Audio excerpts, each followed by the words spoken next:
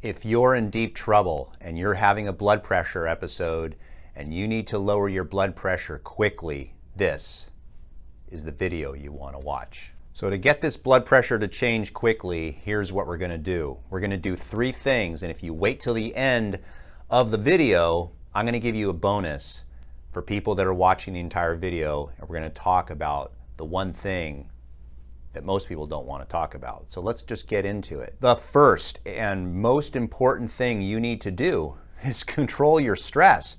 You see, when you have stress, it's actually a normal response. And what will happen is your adrenal gland is going to secrete 2 hormones. Number 1 is cortisol, and number 2 is adrenaline. And the most important is the cortisol. And the reason why is because these combination of hormones will do 3 things. They'll increase your heart rate, increase your blood pressure, and increase your blood sugar. And this is actually what is supposed to happen when we get stress.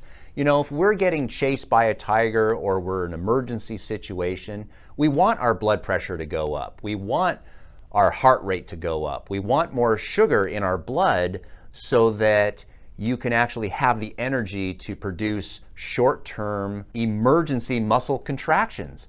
That's what is supposed to happen. Our bodies are hardwired for this.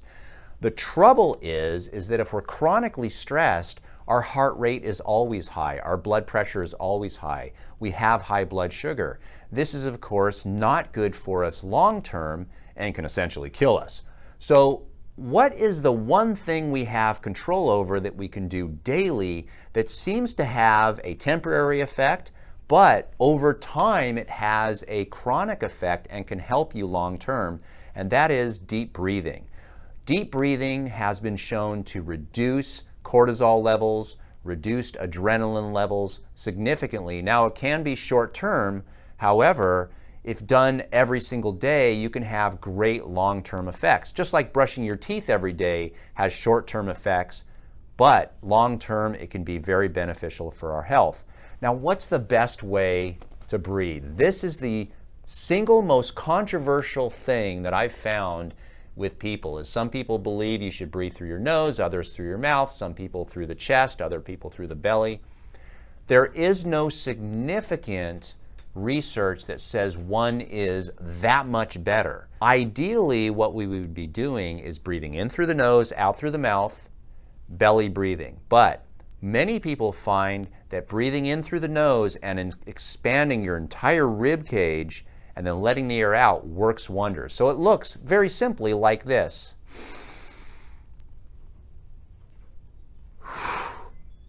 A relaxing, slow breath.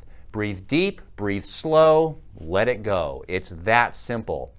If you do that every single day for about 5 minutes, which is about 30 deep breaths, you will notice significant changes long term in your blood pressure. In fact, if you want to check your blood pressure before you do 30 deep breaths and after, let me know in the comments section what you find. You will be shocked how it affects your blood pressure. Number 2, we need to change how much nitric oxide is in our body. As we age, we produce less nitric oxide, so it behooves us to eat foods that have a lot of nitrates in them so that our body can convert those into nitric oxide. Now, when I say nitrates, what I mean is foods like spinach, beets, bok choy, lettuce, carrots. These are foods that have a lot of natural nitrates in them. Our body produces nitric oxide in the blood vessels, and the nitric oxide is a gas that essentially dilates the blood vessels and makes our blood vessels bigger such that the pressure goes down. Don't confuse these nitrates with the nitrates that are in processed meats and bacon and things like that. Those nitrates very often can become into nitrosamines, and that is something that we need to be concerned with when it comes to cancer. Now, the third and final thing that you can do is change the amount of magnesium in your diet. Now, the foods that I just mentioned also have magnesium, which is convenient, but you do need a lot of magnesium. So I'm going to put a link down below in the description. You could look at the magnesium that I use, and that's magnesium citrate. But if you want to choose some other magnesium, I'm fine with that. But just make sure that it works for you. I tell people to take about 450 milligrams per day and to divide it up throughout the day. And the reason that is because it's almost like having a saline drip into your bloodstream of magnesium constantly coming into your body. Magnesium is beneficial for us because it helps our body produce, again, the nitric oxide that dilates the blood vessels, lowers our blood pressure. The important thing to realize about magnesium is magnesium can significantly lower your blood pressure very, very quickly, which is the whole goal of this video. However, if you're already taking medications that artificially lower your blood pressure, you do want to make sure that your doctor knows you're doing this, because if you do too many things that lower your blood pressure, their blood pressure can actually go too low and you can get dizzy and feeling faint and fall down a flight of stairs, and then you've got a broken hip, and then, well, then you're in deep trouble. So make sure and do exactly what your doctor's telling you to do. Most doctors, of course, know this and they will be okay with it, unless he's not. Time to find a new doctor. Now, have you lowered your blood pressure using any of these 3 methods? Let us know in the comments section and what your results were. Also, if you've noticed that other things have lowered your blood pressure, let us know, because I'm sure people are reading the other comments and learning from them. So use your knowledge and your experience to help other people. Now, this is the important part, and I want you to listen carefully, because I purposefully waited for the end, because if you're a subscriber to my channel, I do appreciate you guys for supporting the channel, and I'm going to give you an extra little thing.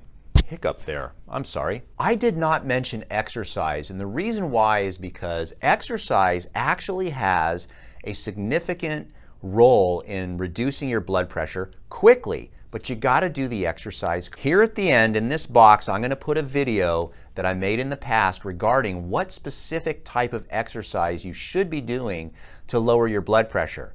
I know it's popular to do high intensity interval training, but I'm going to tell you right now, without you even watching this video, it's probably better to do cardiovascular training. And the reason why is because it has a longer term effect.